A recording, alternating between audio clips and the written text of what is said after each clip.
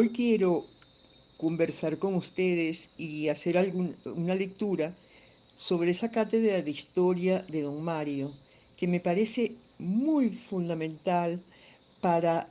todos los venezolanos que quieran de verdad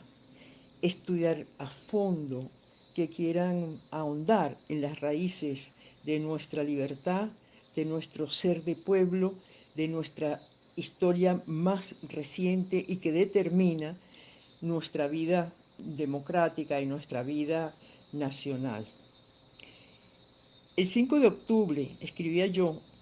el 5 de octubre de 1951, al volver a Caracas de su estancia en Bogotá como embajador, Mario Briceño Iragorri reinauguró su cátedra de Historia Colonial en la Universidad Central de Venezuela. Allí había concluido su doctorado en Ciencias Políticas en 1925 y fue cofundador de la Escuela de Filosofía y Letras en 1929, cerrada pocos años después. En 1946 ingresó como profesor fundador de la nueva Facultad de Filosofía y Letras dirigida por Mariano Picón Salas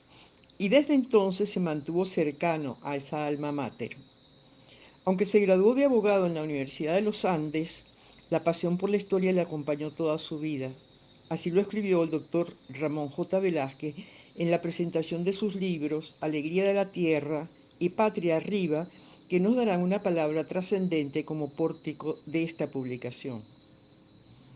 Y decía don Ramón, una pregunta acompaña siempre al adolescente Mario Briceño Iragorri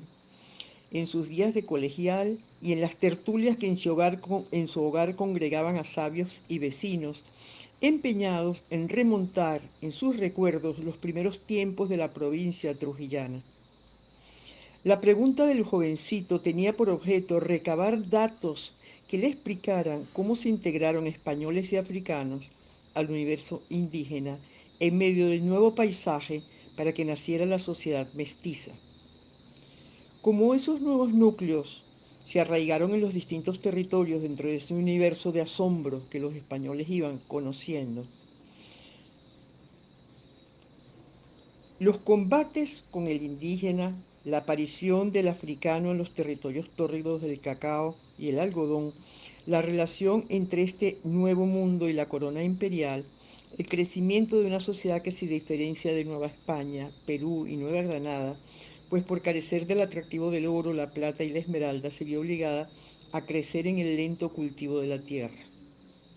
Podríamos decir, no había aparecido el oro negro, que apareció más tarde.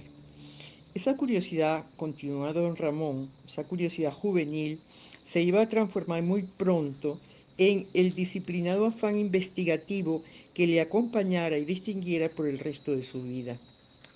En 1932, en medio de la modorra cultural gomecista,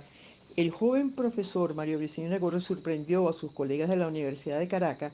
al lograr la creación de una cátedra hasta ese tiempo excluida de los programas de estudio universitario.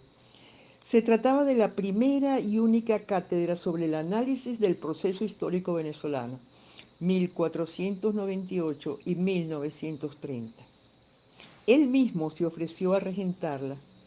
Para unos cuantos de los sorprendidos con la noticia de la nueva cátedra, ese tema era peligroso, pues el proceso histórico venezolano tiene personajes y situaciones que se repiten a lo largo de los siglos y cualquier malintencionado al oír de la reconstrucción de los hechos podía pensar que se trataba de alusiones a la dictadura,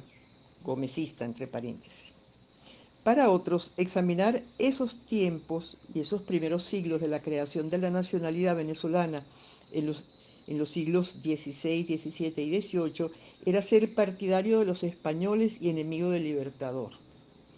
Entre paréntesis, cosa totalmente absurda.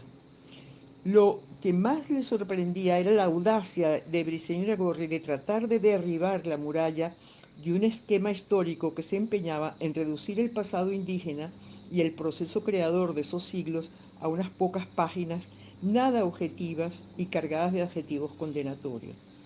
Y de pronto, sin querer explicar de dónde venía, aparecía en 1810 en el escenario continental una sociedad capaz de un protagonismo fundamental en el dramático proceso de la independencia.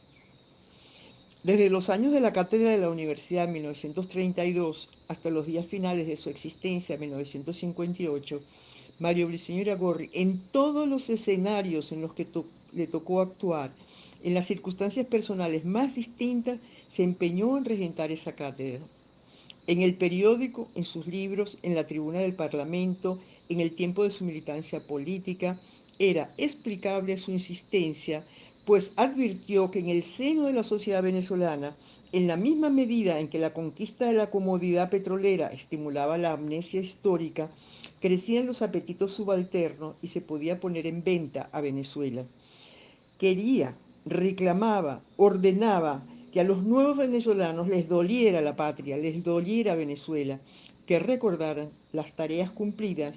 en largas épocas de pobreza y violencia por las generaciones que con su esfuerzo silencioso y su fe en el futuro